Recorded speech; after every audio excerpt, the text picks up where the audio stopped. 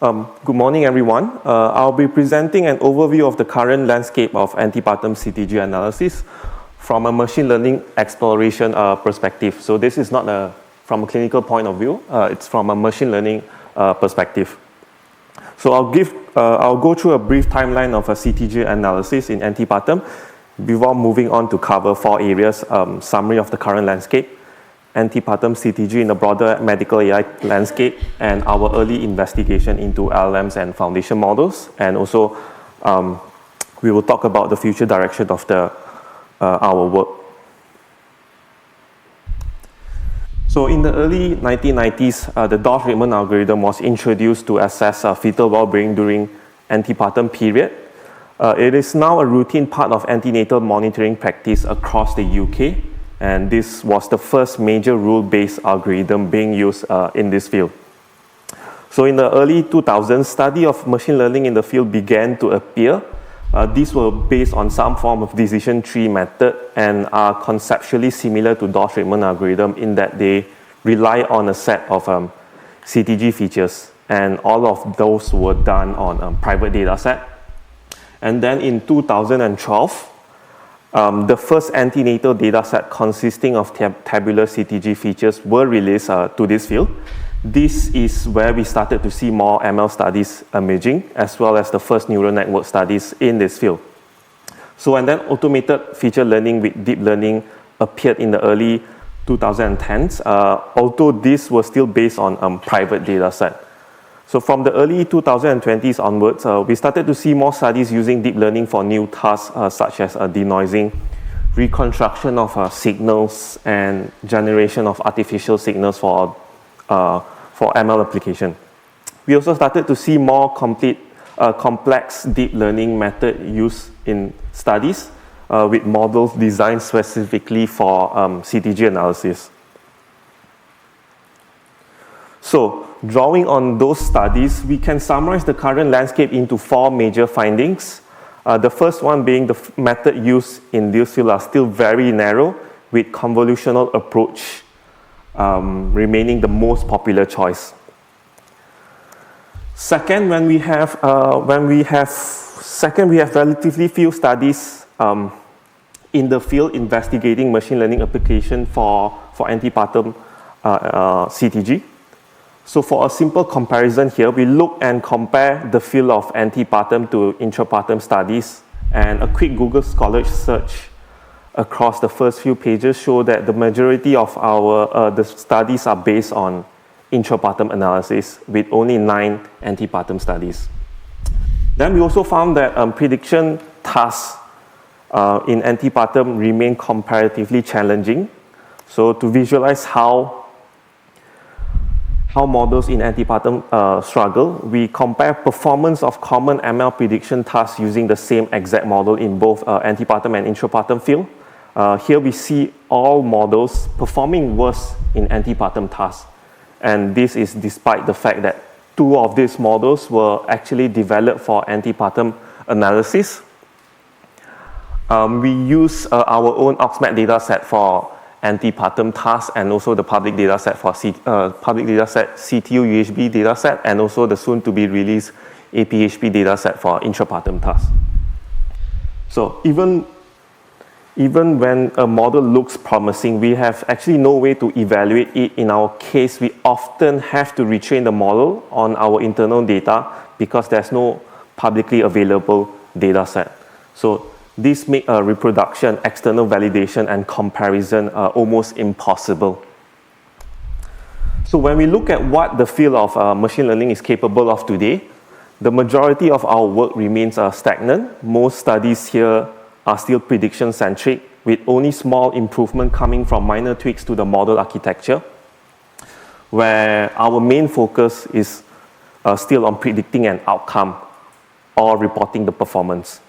Meanwhile, the broader machine learning field has expanded to cover many other aspects, and yet no studies in our field have actually touched on those. As a whole, our field has been slow to explore new paradigm and aspect of machine learning. Now to show just how far behind we are in terms of machine learning exploration, I'd like to step aside our field for a moment. And let me just borrow and compare biosignals from other adjacent fields, area that like ours work with physiological signals. What you see here is a simple timeline showing where the state of the art in each field currently sit. And interestingly, all of these fields started investigating machine learning application at roughly the same time, which is back in the 1990s. However, while the others have progressed significantly, our field remained in the early state of transformer model exploration. So with that picture in mind, let us now make a more in-depth comparison. So since I did my earlier years of research in the field of EEG, I'll just use the field of EEG specifically in the field of epilepsy, seizure detection, and forecasting as a comparison here. So we start by comparing what each field has accomplished or available, and we will only focus on just a few points from this table. So when we look at the number of studies that is available publicly for any machine learning application-based studies, we essentially have no CTG data set in this field, Antepartum field, and they have over 10 data sets publicly available. They have also mostly advanced to investigating large-scale representation learning with a foundation model or even LLM. And the field alone have over 20 such models. And we basically have at most 2 studies doing that. So most importantly, many of the studies have been validated by public EEG dataset from across the world. And to summarize the subsection of my talk here, we believe the lack of studies in this field, or one of the main reasons to that is that the lack of public data set which has kept ML communities from ever engaging in this field. And this might be one of the reasons we are, for whatever reason, at least in the UK, still only use Dawes-Reitman algorithm to assist in antepartum fetal monitoring. To help push the field forward, we conducted the first study on the capability of current LLM and foundation model in antenatal CTG analysis. In it, we compared the fine-tuned version of all these models against traditional deep learning models, in-domain models, patch CTG and neurofetal as well as state-of-the-art general time series model. Specifically, we compared them on the task of predicting neonates with adverse outcomes such as HIE, stillbirth, and time spent in intensive care unit. So what we found is that LLM and general time series foundation model actually outperform all traditional deep learning models, including in-domain models. However, the computation cost, even for inferencing alone, is significantly higher. Their greatest strength seems to lie in situations where there is limited data to train on. In this case, we see wider improvement across LLMs and foundation models. In particular, time series foundation models developed using other data set, not LLM, seems to perform well without the high computational cost. So one might ask whether simply imputing the data into LLM without training or fine-tuning works. The answer is that it doesn't, and we believe that the reason is because that they don't naturally encode CTG knowledge within them yet. However, when we simply add an additional classification layer to the model itself and fine-tune just that head, a performance improvement improved by a wide margin. So, the study into LLM and foundation model is just one of several directions we are taking to try to advance the field. We are currently working on a number of other themes and potential direction that we think are worth considering. For us, the 3 themes stand out as worth highlighting is that we are actually actively researching on ways to improve the safety and reliability of current generation of LLM and computerized CTG analysis. Second, we are looking at incorporating additional information alongside CTG that might help improve the robustness of antepartum prediction. And finally, we are also looking at assisting model in learning a better representation of CTG in real world. Thank you for listening.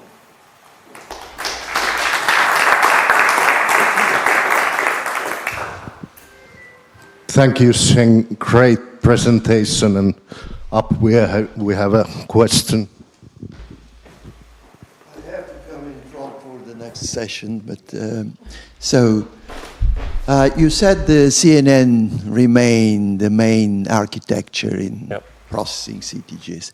So it is known that they are very good in pattern and image recognition, and in general, convolutional neural networks are good for spatial characteristic extraction. And the CTG in nature is time series. Yeah. So LSTMs are probably more appropriate structure to be used. So why the CNNs are still the dominant? So 2 days ago when I gave my presentation here, we actually compared LSTM method with CNN method, and what we found there was that LSTM actually performed worse. What I hypothesize is that CNN is really good in capturing local patterns, in short, and I believe that CTG, in some sense, for machine learning at least, machine learning kind of capture those local patterns really well, which helps with whatever CTG is doing. And I'm not exactly sure why LSTM has fallen out of favor in recent years, but just based on my analysis and my colleagues' work alone, it doesn't seem to work quite well at least. If you look back at the Prism CTG paper, a foundation model paper, I actually have compared LSTM method with that, and it doesn't really perform that well.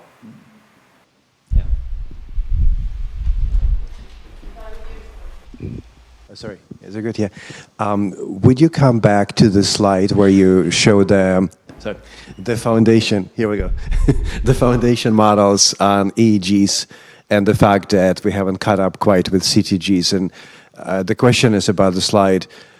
I wonder if a domain transferability could be tested a little bit more, considering that you may have EEG data sets from neonatal stage, which is, we've seen the talks, and also because they may encode things like sleep state architecture, which again you would expect to be, something in Antepartum CTG that you could maybe get at and extract information that way about IUGR states and so on. So I feel maybe there's an opportunity here.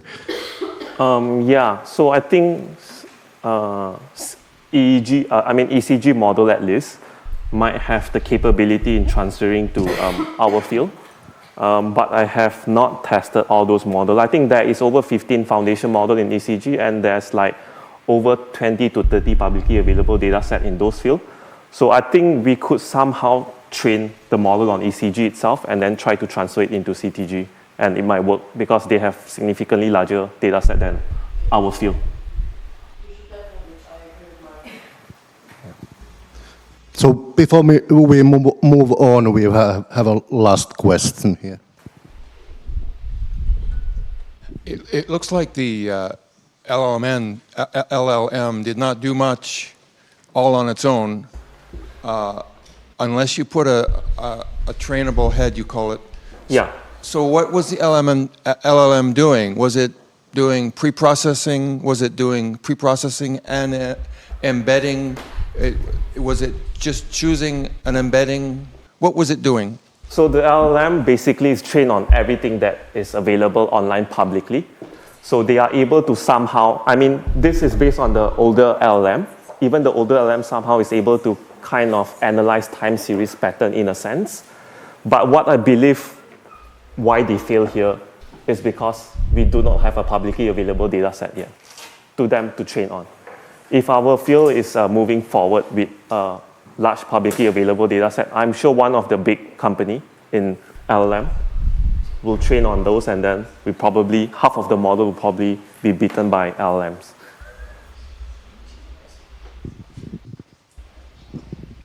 Okay, thank you, Sheng.